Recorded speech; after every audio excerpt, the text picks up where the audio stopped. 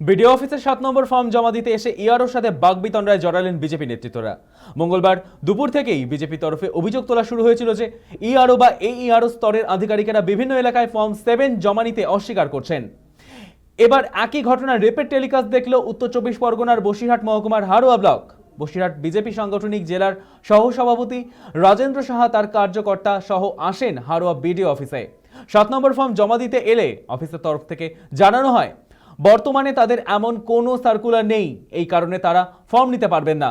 এরপর তারা সকলে মিলে বিডিও অফিসের সামনে বিক্ষোভ দেখাতে শুরু করেন, এমনকি আগামী দিনে ঊর্ধ্বতর কর্তৃপক্ষের কাছে যাওয়ার হুঁশিয়ারি দিয়েছেন।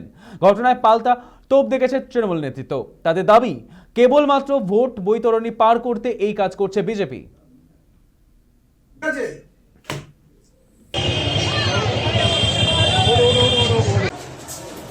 ইনলিগাল ভাবে আজকে হারোয়া বিধানসভা, হারোয়া ব্লক এবং দেগঙ্গা ব্লকে যখন ওখানে 7 নম্বর ফর্ম আমরা যখন দিতে যাই, যে একটাই পরিষ্কার কথা, অবৈধ কেউ থাকবে না। একজন ভারতীয় যেন বাদ না যায় এবং যে ভারত বিদ্বেষী, ভারতীয় না বাংলাদেশি, তারা যেন না থাকে।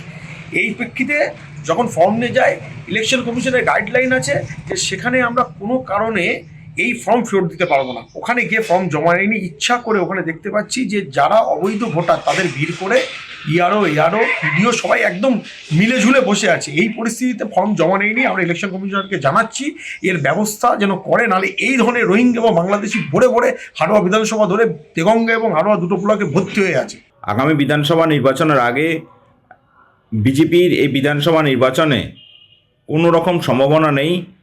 তারা নিশ্চিত হার বুঝতে পেরে এখন বিজেপির নেতারা শুধুমাত্র প্রচারের আশায় এরকম অশান্তি ঘটানোর চেষ্টা করছে, যদিও নির্বাচন কমিশন ওদের বশংবদ হিসেবেই কাজ করছে।